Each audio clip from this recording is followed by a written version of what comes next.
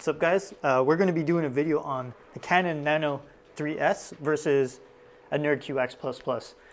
I'm going to have to walk to the kitchen, but we're also going to be doing a T3 versus a Nano Avalon Q.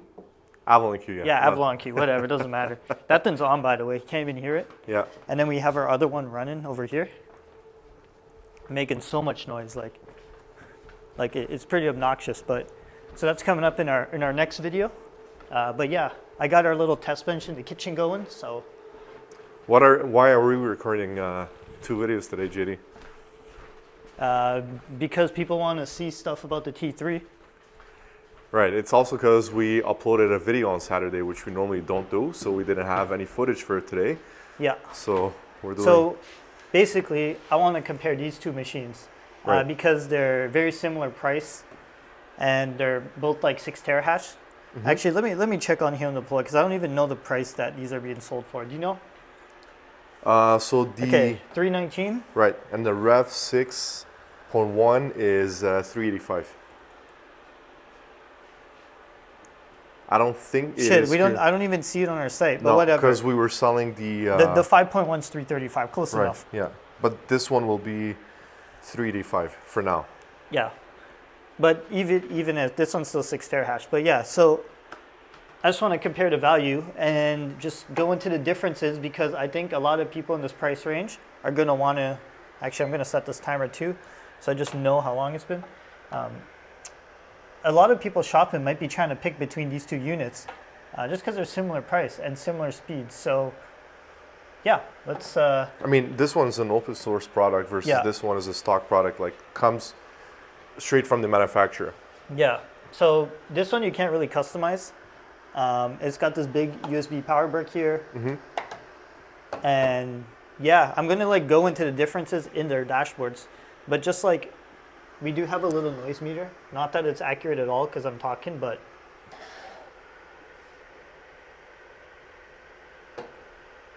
wait a second, I fucked up this meter. Yeah, clearly isn't at 67. 67 decibels, that's T3's level. Okay, let's just say 51.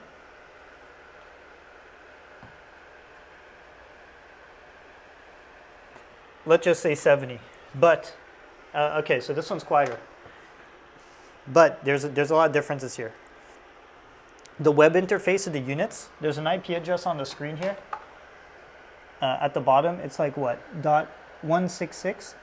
The problem is when you go to it on the computer, they force you to use the mobile app, which sucks ass.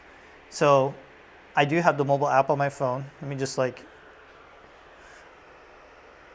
The mobile app, you get to add your like Canon devices, and there is not a lot of settings in here. Like you could change the pool config, the filter stuff, whatever. Half the stuff you guys don't care about other than pool config, where you just put your pool stuff in. The work mode is how fast the unit's going to run. So right now it's at high, it says 6.58 terahash, but you could like slow it down to low, and it will just consume less power. So there's 3 settings in here. There's no fine tuning. You just pick one of those 3. In comparison, the NerdQaxe++, this is the web dashboard. Let me just go to the... There's so much more stuff to do in here. First of all, you can access it from the web, which is great. You don't need the app. You can see like the voltages, how much power is being consumed, the fan speed. There's just too much stuff actually. What's good is, you know how I was saying this machine's louder with the noise meter? You could just come down into the settings here. Right now it's set to run 100%. Can I just grab the noise meter real quick? I got you. Yep, thank you. So look, I'm gonna drop it from 100% to like, I don't know. Let's go to like 70. Here.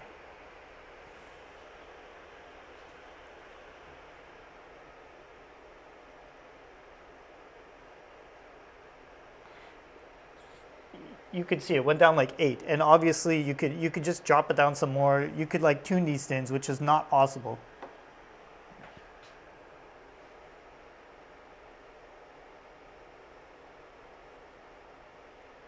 Which is not possible, you mean, with the Nano 3S? Yeah, you can't really do it. You could just change the power mode, and yeah, we'll adjust the fan speed, but also your hash rate. So you could adjust the fan speed. Obviously, you need to keep it cool to maintain the proper hash rate, but so that feature alone is really nice because if you find the other machines too noisy, you could just come in here and adjust the fan speeds. Right now it's at 2,800 RPMs. Yeah, I don't know the RPM of whatever this is running at, but another, like, I'm going to be siding this video with one of these, just so everyone knows right now, just because they're more like tinker friendly. You could 3D print stuff. Not to say that that's a bad machine, it's just this has a lot more fun stuff to do. If anything, this product was our hottest selling product this year. The Nano 3S, as well as My mom has one of these. Yeah, the Nano. Well, because it's very plug and play. Yeah, this is to me the Apple experience. If you're new and you know you don't want to tinker with stuff, you just pick up one of these, call it a day. It works. You don't have to worry about it. If you like to tinker with stuff, like put different color fans, 3D print stuff for it, overclock, you get one of these. And speaking of the overclock, like you see here, we're running like 5.8 terahash. You could just come into the settings here, enter the danger zone. We could just start adjusting some numbers to do some overclocking. I don't know if it's going to work well, but we're going to see. So we will save and we will restart. So we're at 5.8 terahash. Just by adjusting some values, you can make it run faster. You can make it run slower. If you live in Europe and you want it to consume less power, you could lower the overclock or downclock it, so it just saves you energy, which some people do. Since the electricity is expensive during the day, it makes sense to run it at a lower speed and then at night ramp it up when it's cheaper. Would you be able to automate it? Can we automate that? No, but we have a tool, HeliumDeploy app. Actually, and I found out we have a link to it on our website. I didn't know we had this link, but I didn't know either. Yeah, I know. It's like we're always talking about it, but secretly we had this whole thing here. So we could adjust the overclocking, and we'd be able to make like modes, like a sleep mode, a movie mode, so it all just like lowers the fan, so it doesn't make a bunch of noise. Automatic overclocking, obviously. Just some notifications. I feel like a sellout showing this, but it's nice that there's an actual page to kind of show what I mean. So yeah, like whatever, free. So look. So for those who don't know, there's a link in the description down below where you can sign up to the beta version of the tool. Yeah. The more people we have testing our tool, the more polished will it be when at release, actually. Yeah.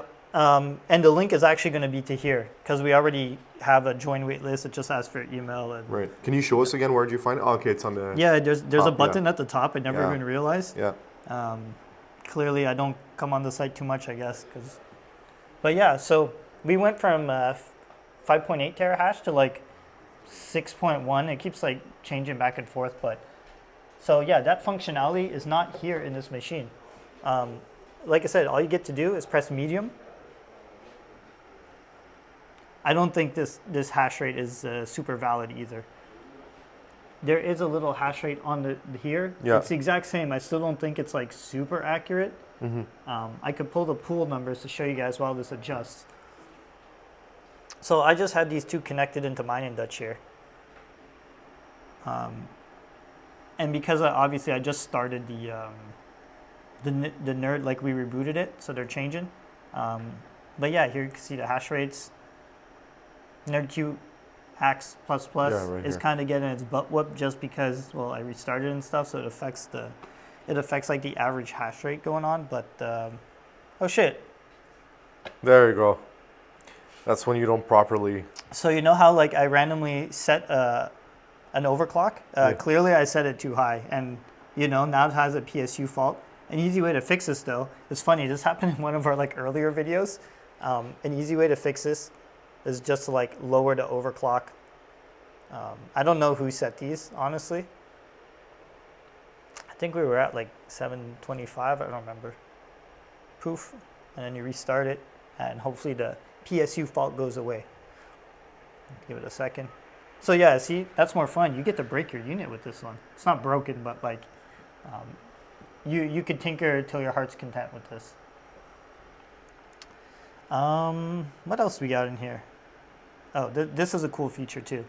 I don't know if you've seen this, but built into one of these is kind of what we're trying to do with our app. You could kind of find all of the units on the network, see? So you could kind of like remotely kind of manage your machines. You can't do that with the Canon stuff unless you consider, this kind of the same. I mean, I prefer the table though.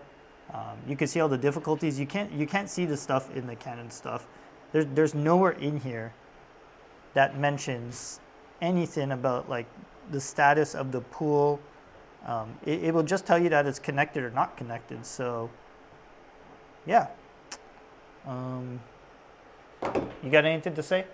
Well, it's more of a question like I'm asking you, which you pretty much gave your answer already, but I'm asking the community, like, are you team open source products such as like the NerdQaxe and the BitAxes, or are you more of a stock product like from the manufacturer such as Canon type of client? Like, are you more into these kind of products, or are you more into these? Myself, if you'd have to ask me, I'd have to side with JD and go with like the open source products because I like to thinking around. Yeah, like I want to show you guys what I mean by tinkering. Like if I just unplug this, like just so you guys understand, like you could take the parts off, right? Yeah. And like can you actually? Yeah. You could put the screen from this one. It doesn't actually like work how you want, but like in theory, if you find a big screen, you see how the pins are the same layout. It literally does fit in there, and it will turn on. I've never actually tried to set it up with the new screen on it, but if you want to put like multicolor fans, if you want to put, it's going to ask to set up the device now because obviously I didn't reset it up for this one, but you get to play with the parts. Actually, is it going to start hashing? There's no way. I think all the memory of the unit is saved in here, in the little ESP. It might start hashing. I don't know. I guess we'll see real time. But yeah, you cannot do this with this. Let's see. I'm actually really curious. Is it actually going to start hashing? We might need to sell like upgrade screens so people could upgrade from little screen. Oh, there you go. It is hashing. Okay. Yeah. So that was actually way easier than I thought. I tried it before, but it didn't work. So in theory, this device is carrying like the config that we were just looking at on the computer. So if I technically plug this in here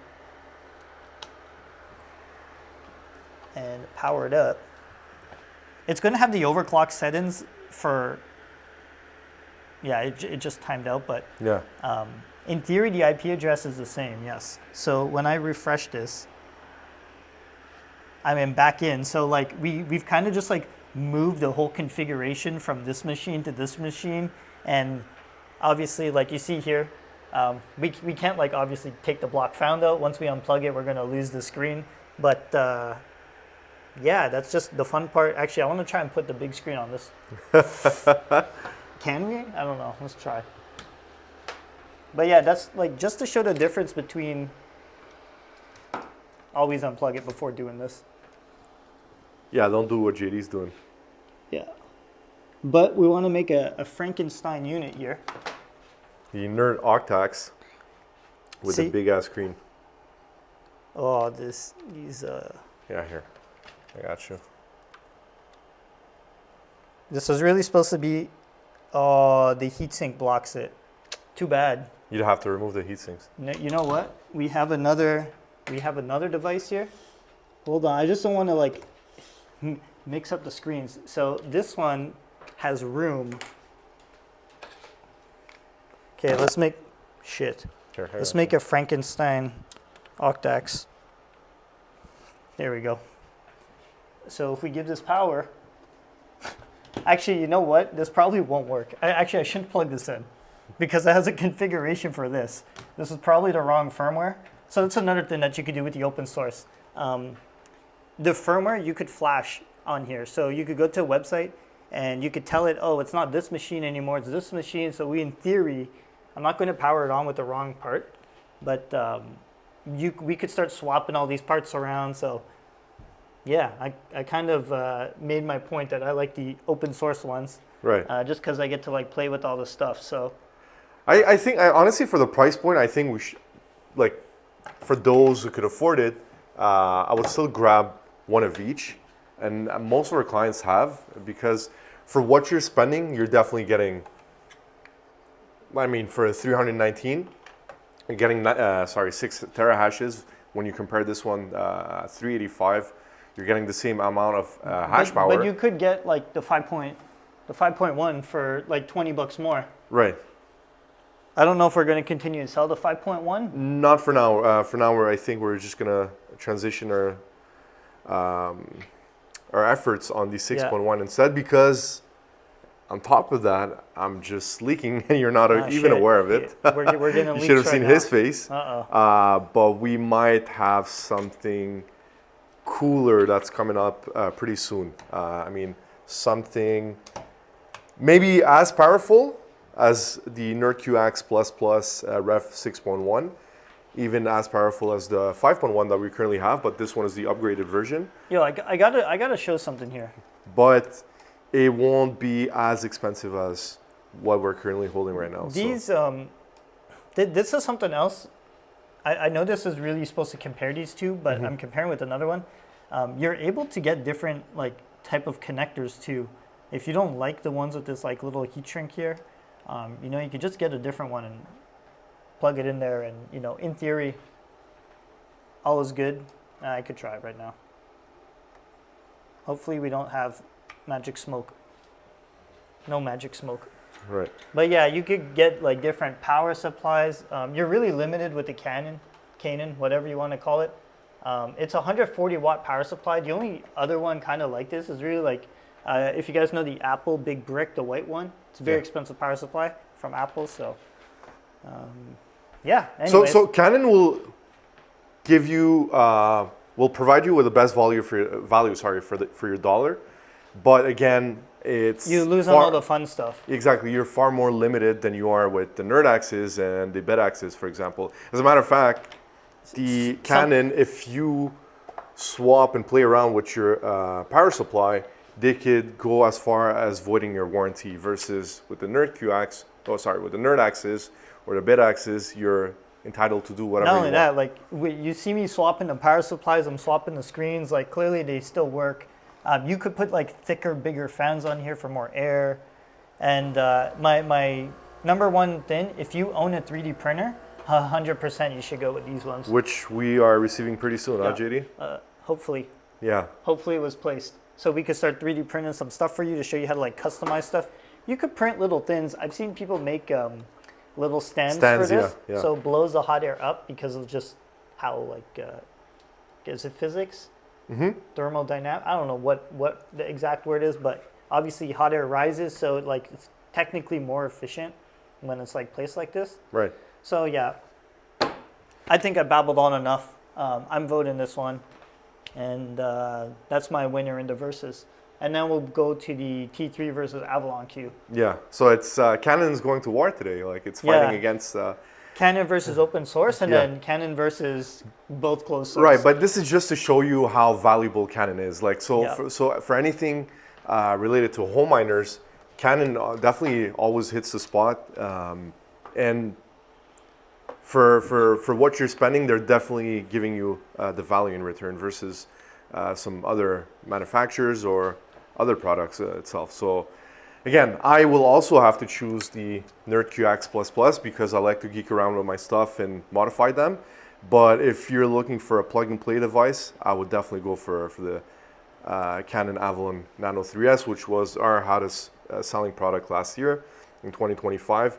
Very easy plug-and-play, as JD shared earlier. It's like an Apple experience versus the other products where you have to geek around and play around with it on your own. You have to figure it out. Do you want to say an outro where I film you? I mean, I did want to share an outro.